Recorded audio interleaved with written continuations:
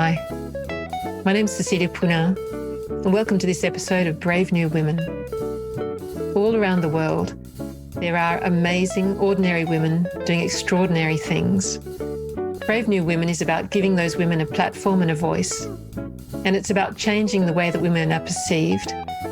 And it's a way of inspiring all of us to do the things that we've always wanted to do. Today, I'm absolutely thrilled to be talking to Annabelle Chauncy. So Annabelle is the CEO of the School for Life Foundation. And School for Life have built and run 3 primary, secondary and vocational schools in rural Uganda. And the purpose of School for Life is to eradicate poverty through education, which I think is just so incredibly important. Annabelle has won more awards than you could believe. So in January 2015, she was awarded a Medal of the Order of Australia. She's also been awarded, in 2012, she was named the Australian Financial Review and Westpac's top 100 women of influence for 2012. In 2013, she was a finalist in 2 categories of the New South Wales Telstra Business Women's Awards for Business Innovation and Young Business Women. In 2014, she was the winner of the Australian Women's Weekly and Qantas Women of the Future Award. In 2016, she was named a Pro Bono Australia Impact 25 winner. And in 2017, she was listed by InStyle magazine as a Woman of Style finalist. And she also won the Sydney University Alumni Award for service to humanity. So that's an extremely impressive list. Welcome, Annabelle, to the podcast. Thank you. Thank you so much for having me. Annabelle, when did you first go to Uganda? I went to Uganda in 2007. I was studying to be a lawyer and I was halfway through my law degree. So I was studying arts law at Sydney University and I decided to defer my degree to take 6 months off. And I actually signed up to teach English to children for 6 months over in Kenya. And 6 weeks into that trip, Kenya erupted into civil war, which is very dramatic. And I was evacuated across the border into Uganda, which is where I found myself. And rather than going home, I think in life we get thrown a lot of obstacles and we have to make some decisions. And rather than, I guess, giving up and going home, I decided that I wanted to stick out my volunteer time and I rolled my sleeves up and did some work in Uganda. And what made you want to volunteer in the first place? I came from a very small community background. I grew up in rural country, New South Wales in Australia. And I came from very small schools. My primary school had just 24 students and my mum was my teacher. And then when I went on to high school, I also went to another small school, but a school which had a very strong service base, a very strong value of community service. And I guess a sense that achievement isn't just academic. It's also very much about how you use what you have to make a difference. So that really awakened in something inside of me and made me really passionate. We did things like volunteering at aged care facilities, working with children with disabilities, making doing the Duke of Edinburgh program and doing service that way.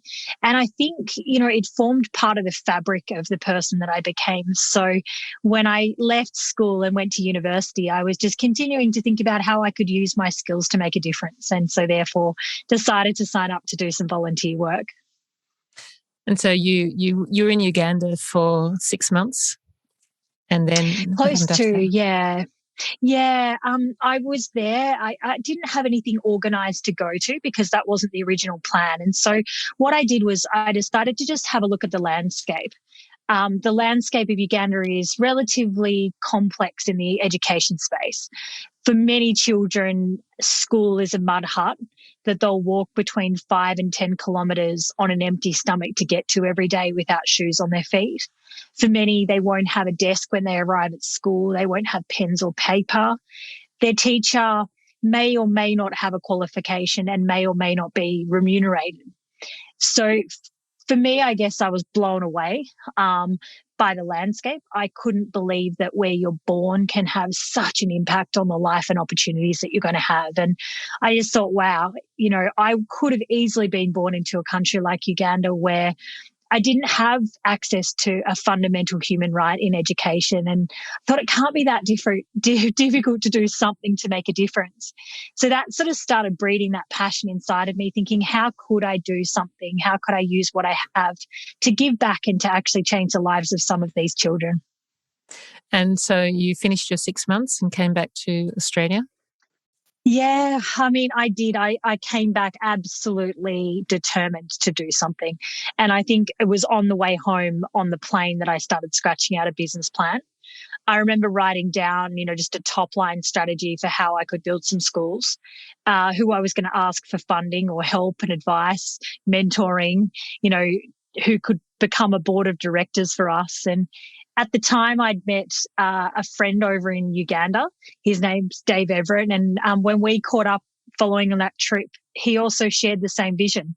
He wanted to do something to make a difference, a permanent difference for some children. And we both truly believe that education is a gift that can't be taken away. So together we started to sketch out this plan and really spent a lot of time in the library at university just coming up with what became School for Life's original business plan. Mm-hmm. And then what was the trip from the voyage from sitting in the library to actually launching? It was a bumpy road and a very interesting one. We were 21 at the time. So as you can imagine, we didn't have much street credibility. We both had about half of a university degree and a lot of passion, but a heap of naivety as well. Um, Look, it took us quite a while to get the business off the ground for a number of reasons. Firstly was that we needed to get some more field experience. So we spent every university holidays over in Uganda learning the landscape better and seeking to understand how education was being rolled out in Uganda. Our biggest observation there was that very often aid is administered by Westerners, but not empowering local people to help themselves. And for us, it was all about how can we provide a sustainable education system? How can we create change for the long term? And a big part of the model as we developed it was to provide a hand up, not a handout. So we started to kind of get enough field experience and enough understanding of the way the education system worked in Uganda, started to recognize where the need was, which is in rural and remote areas where very often there aren't facilities for children to attend school. And then also just started to understand from the Ministry of Education and a government perspective, what does the curriculum look like and how would you actually run a school?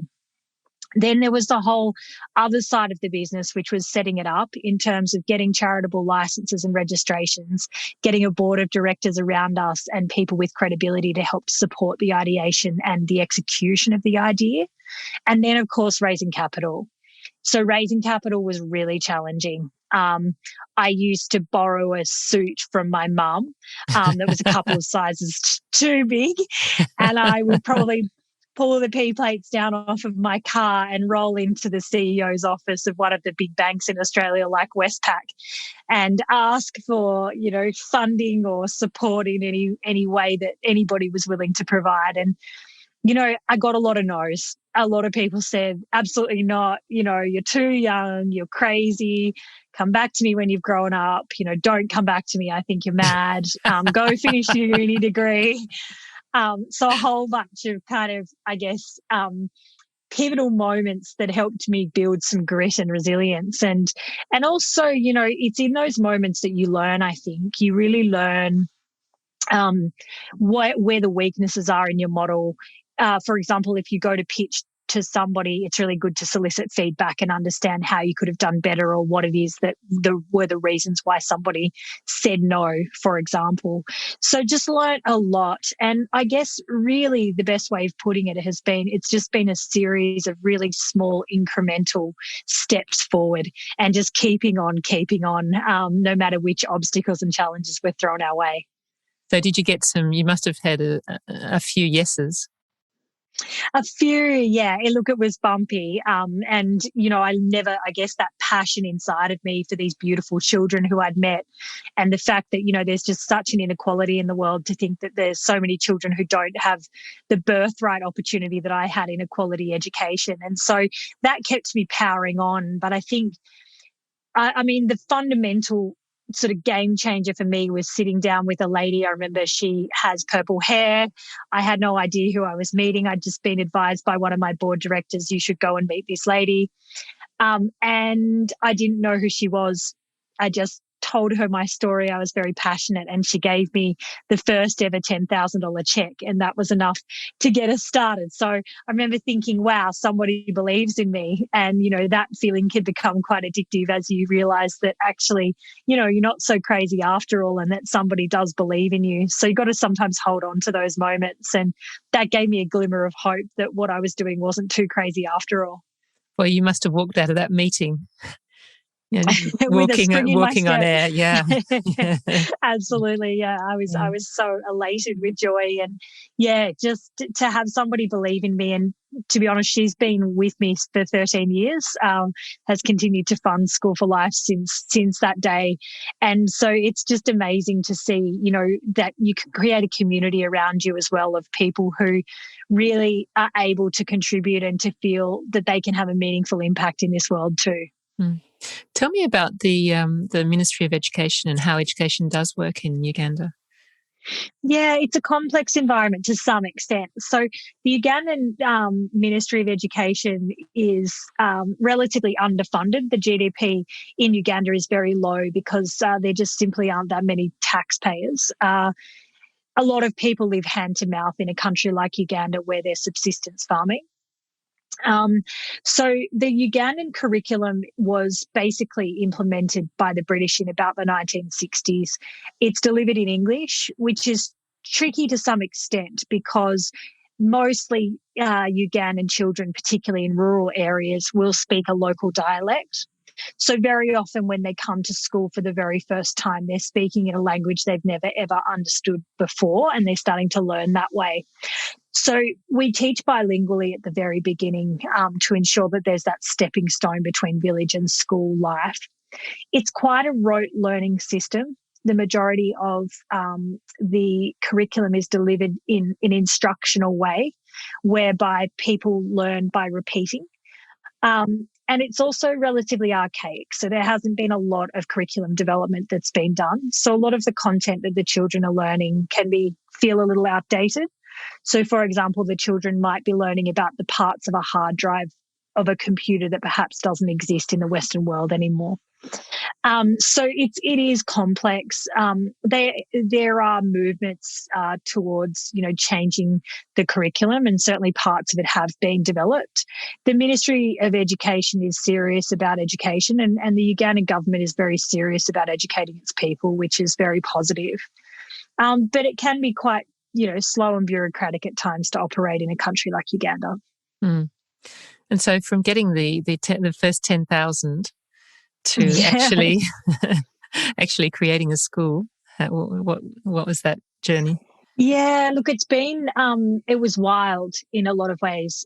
We bought land, so we bought. Once we identified the area we wanted to operate in, we then needed to go buy a parcel of land, and we were looking for about 10 acres. The reason for 10 acres was because we always wanted to provide an environment where the children could also learn agricultural and other technical skills, not just traditional education and literacy and numeracy. So to find 10 acres of land was relatively difficult because it's old system title. So you need to find that piece of paper in order to own the land. And you need to negotiate with the landholders. Very often in Uganda, multiple people will have their name on a land title. So up to 46 people could be on one title. Goodness. And you need to negotiate with the whole family. And one member of the family says that the deal's off, then the deal's off. So it was tricky to find somebody who wanted to sell land. We managed to negotiate with a little old lady who decided that she was willing to sell. And that was great. But, at that time, there was no such thing as an electronic funds transfer. So we spent $16,500 on the first 10 acres of land, and we transacted in cash. $1 being the equivalent to 2,500 Ugandan shillings. So huge amounts of cash, really crazy kind of landscape. My law degree came in good stead because I understood a little about land law, and it's quite similar with the common law, which was helpful. So that was sort of wild, and we did that and we managed to get going. And, both of us sort of scratching our heads saying, well, we're 21. We've never built a school. In fact, we've never really built anything in our life. So how are we going to do this? But true to the values of the business, we made sure that from the very beginning that there was huge local input. So we constructed steering committees of local elders to ideate, to name the schools, to work out what the operations plans were going to look like, to start the construction process itself. We employed and engaged local people from the very beginning. And every single thing we did had to be done by hand on the construction. So from the foundations being dug to the bricks being pressed, right up to all the brickwork, everything was done by hand. So it was at times quite a slow process and laborious, but it was so incredible to see a dream come to life, just to see that something, that you believed in so fiercely could actually come to fruition underneath, while you were watching. So it was really beautiful experience at the same time. And on the 31st of January 2011, we opened our first 2 classrooms for the first time. Our children attended in pre-primary and primary 1. We had 5 teachers and 80 students. And it was just crazy, the children were coming and they were learning, but, I felt like I was still learning so much. And, my eyes were wide open. And, when you sort of have beginner's mind, you're looking at everything, you're trying to understand, how do you do things, do them better? Are we doing the right thing here? We recognised really quickly that the school uniform that the children would be given would be the first piece of brand new clothing they would ever own. We had to teach them how to tie up shoelaces on their shoes because they'd never owned a pair of shoes before. But then equally, they would fall asleep on their desks because so many of them were suffering from malnourishment and they were stunted in their growth. So we implemented a feeding program. Very often they'd miss, a week or 2 weeks of school due to common illnesses such as malaria, typhoid, waterborne viruses. So we put in clean drinking water sources and we put in healthcare facilities. There was just a lot to learn, a lot of, retraining and professional development needs for the team. How do we teach in a way that's not rote learning, that promotes active learning, where the students feel safe and comfortable to be able to express themselves inside and outside of the classroom. So it was really just a big learning experience, both for us and for the children as well. Mm. Where were the first children coming from? Was it a very local community or were they coming from a long way away? So we were catching, or not catching, but we were enrolling students from a 3-kilometre proximity. And the main reason for that was because we didn't want to steal children from other schools that already existed, but equally, we really didn't want children walking much further than 3 kilometres to get to and from school every day. And that also helped us because the need is just so huge. It helped us to define how we were going to be able to best service the community in which we operated. So we had to sort of draw a ring fence around how we could service that community, and that sort of formed part of the selection criteria. Did you have to learn the local language?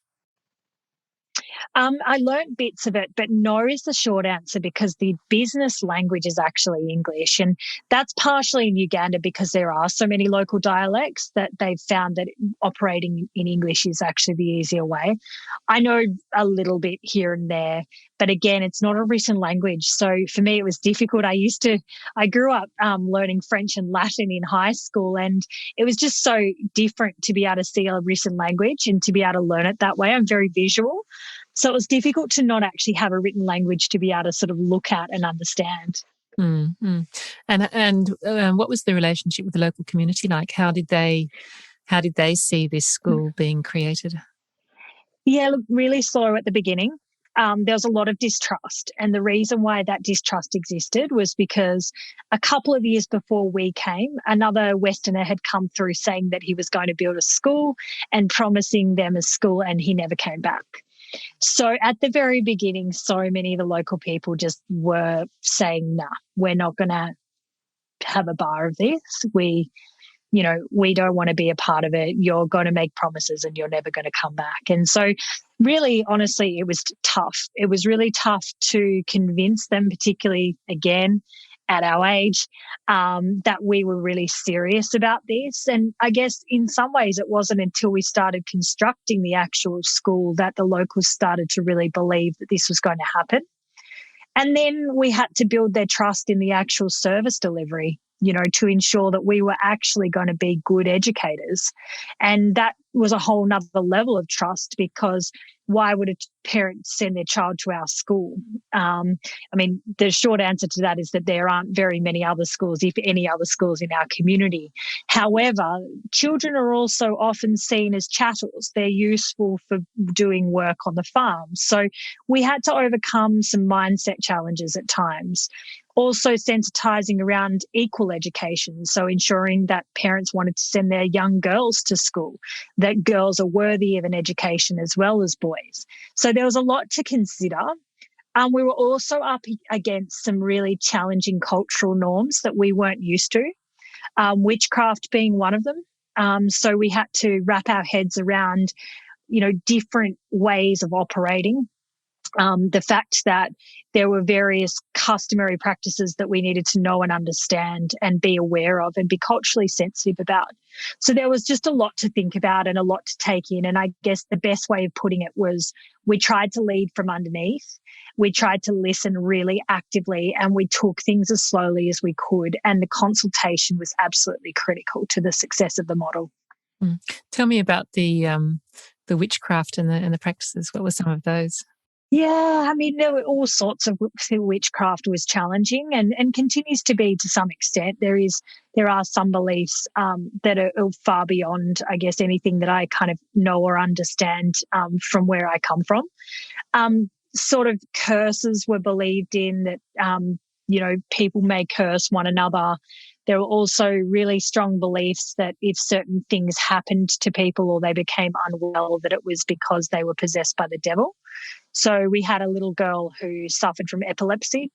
She was having up to 10 seizures a day. And the belief in the community was that she was possessed by the devil, because they'd obviously never seen or a medical kind of reason for these seizures. And when we recognised that, and she'd suffered from brain damage because of the amount of seizures that she'd been having, we got her specialised care, and we managed to get her medicated and to get her down to having only one seizure a month. And I guess just working with the local community to help them to understand, actually, no, she's not possessed by the devil. This is a medical challenge that she faces. Yeah, so there is a little bit of stigma around people with disabilities that we needed to work through, and some of the witchcraft, I guess, ideology that was attached to that. And tell me about a little bit more about the role of girls in Ugandan society and girls in education. It's a challenged role and one that I'm very passionate about for change. Young women are ostracised. Young women are deprioritised within society. Very often, young women are seen as, I guess, an asset within the family, either for work or for dowry.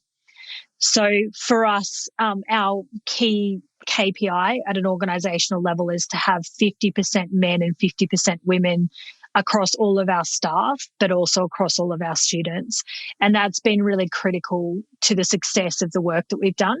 We want to model having females in leadership, and we've done that from the very beginning.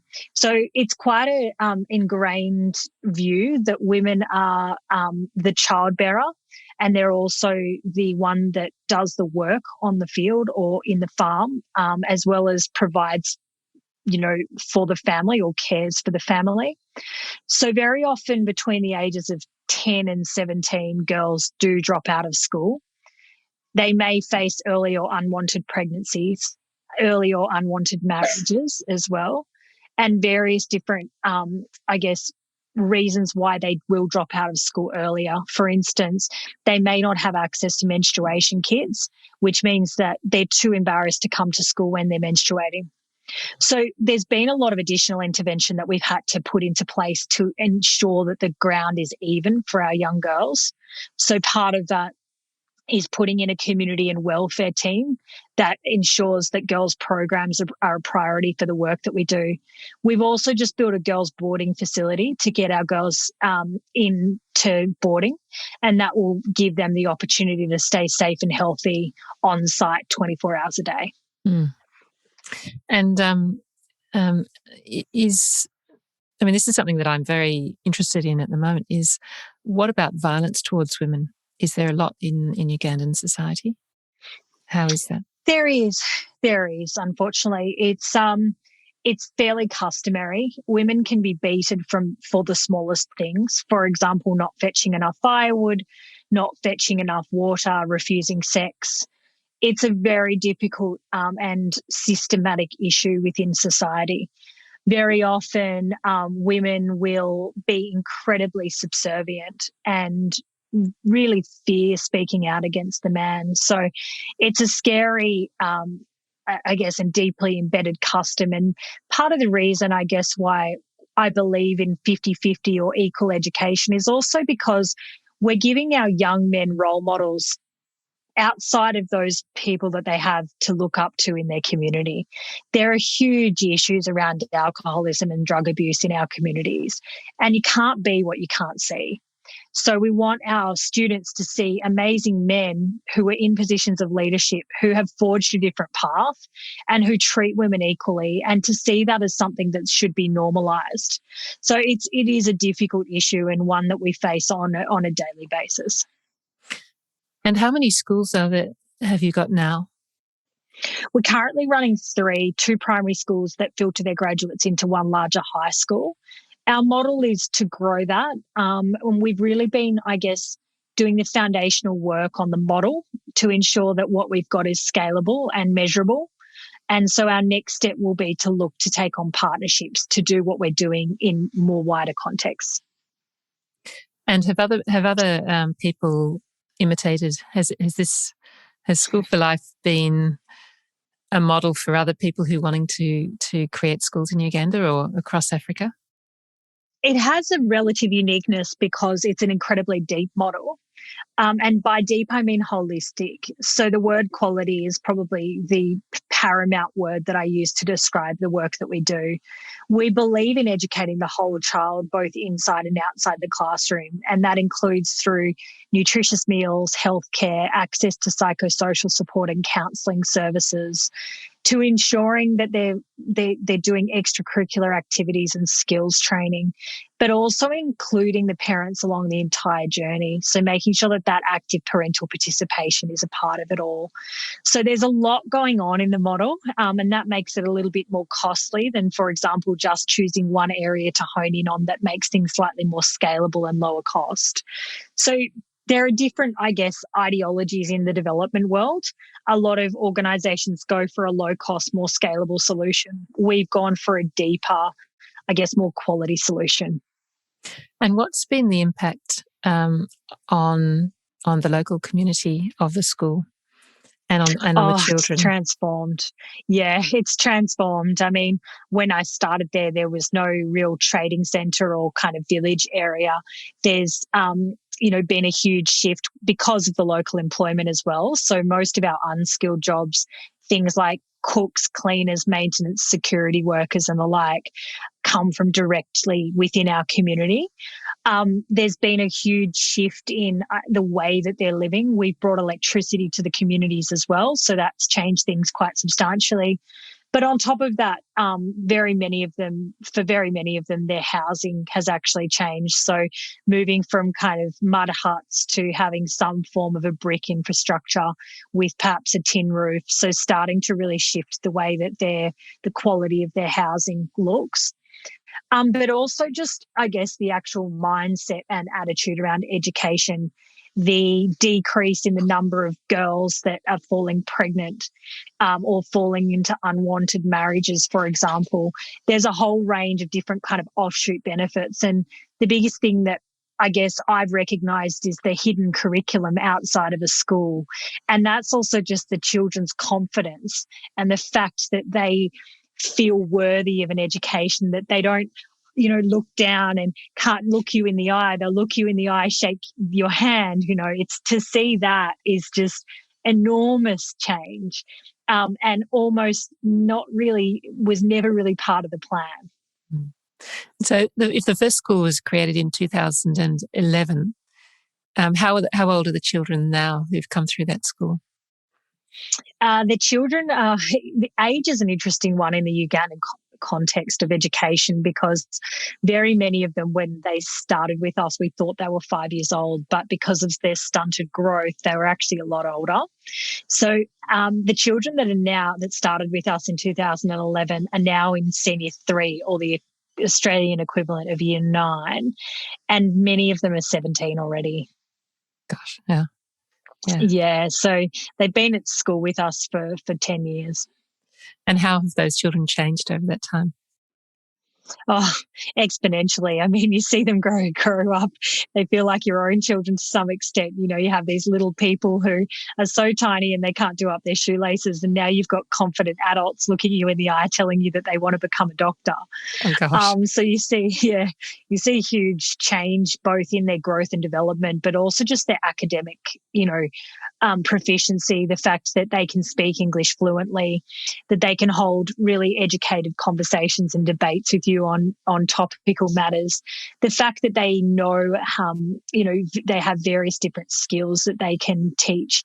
But also, as I've sort of mentioned, just that idea of the confidence that's built outside of the classroom through things like friendships and, softer skills like communication. It's really beautiful to see.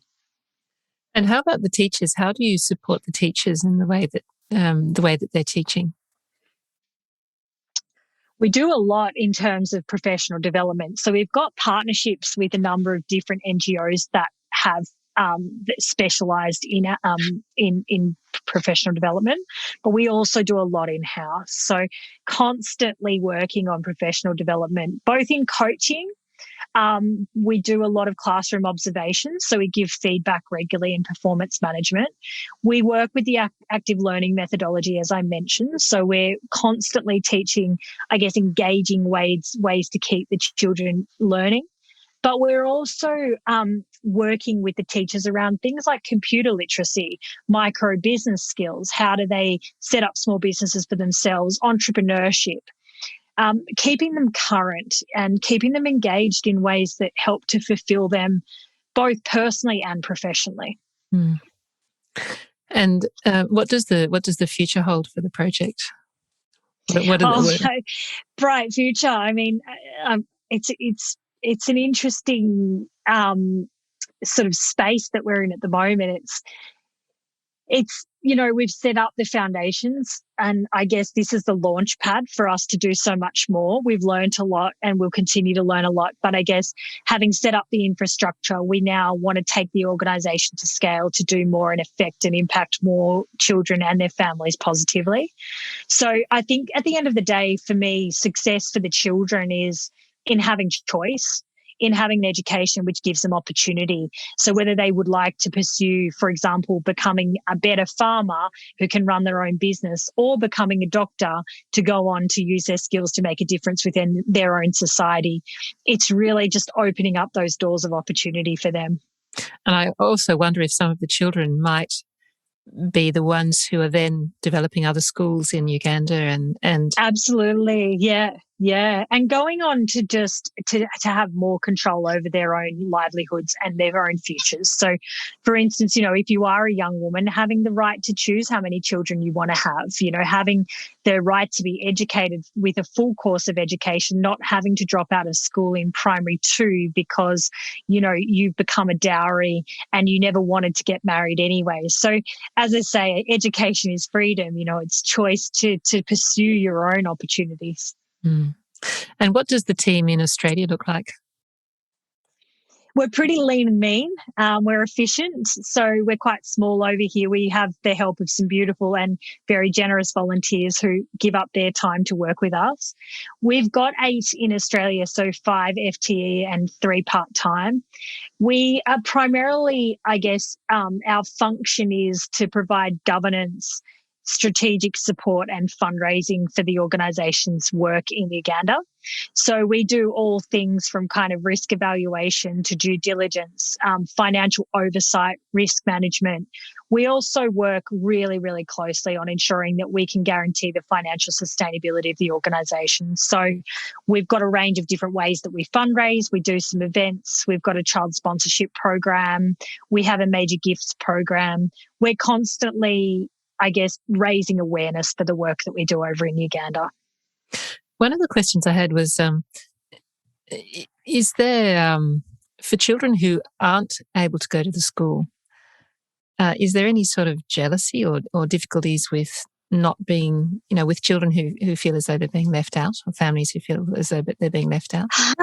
We've tried to get a pretty good coverage of the children in the community. So I guess that will always happen if there are some that don't get that opportunity. And I guess it's getting more difficult over time as the need grows, and as the schools become, more, well renowned. More children are moving in close to the community to get an opportunity to come to the schools, which again, is more reason why we want to scale to be able to provide for more children. I don't think jealousy per se, but or hostility, I don't think exists. I think that it's just more that they really want for that opportunity. Mm. Mm. And how has the experience of creating these schools and creating this foundation, how has that changed you? Oh, immeasurably. I think I'm constantly changed by it. It's taught me a lot of things. It's taught me, that it's possible to achieve your dreams when you work really hard. It's taught me courage and resilience, and that you should never give up on something that you're very, very passionate about. It's taught me to listen and develop a deeper sense of empathy and compassion for the people that you work with. But overall, I think, it's just enriched me in ways that I never thought possible. To see a child's life change through education is something that you can't really put into words. And I'm enormously grateful that I had that experience at the age of 21 that then went on to completely transform the course of my future. I just feel really privileged to have this opportunity. Mm. And if people want to help, what's the best way for them to do that? The best way is to jump onto our website. Our website is schoolforlife.org.au. There are various different ways you can get involved. You can make a one-off donation. You can sponsor a child. So we constantly need more child sponsors. We've got lots of beautiful children who don't have sponsors to get them through the course of their education.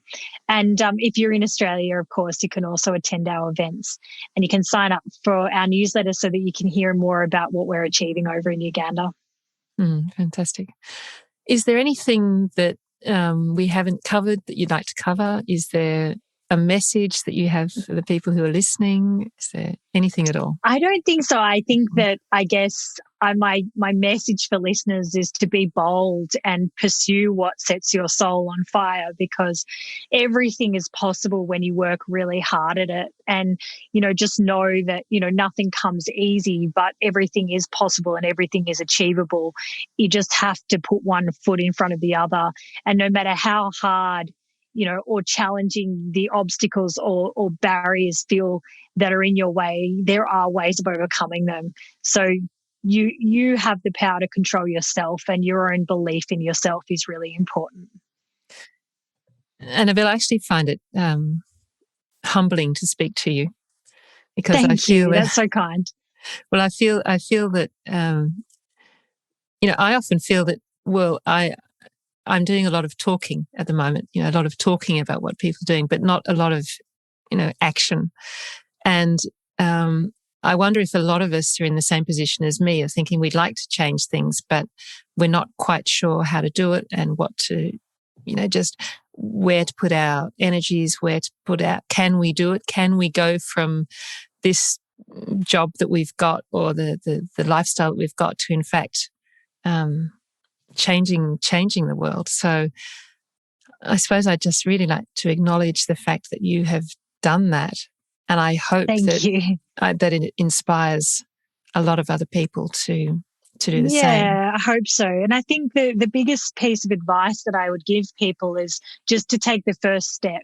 Don't get paralyzed by the big picture of this whole idea of wanting to do something huge. It's possible to do something. Just start with something small and let the rest kind of go from there. Don't be terrified by the big picture. I think just starting is an accomplishment in and of itself. Mm. Oh, that's a fantastic message. So thank you so much. It's just been my pleasure. Fantastic. Thank you so much for having me. Yeah, you too. It's been wonderful. Thank you. I hope you've enjoyed this episode of Brave New Women. Certain podcast sites such as Google Podcasts, Apple Podcasts or Podchaser let you leave a rating and a review. The more ratings and reviews we get, the more people will listen and the more these women's stories will be shared. So I'd really appreciate it if you could. Thanks for listening.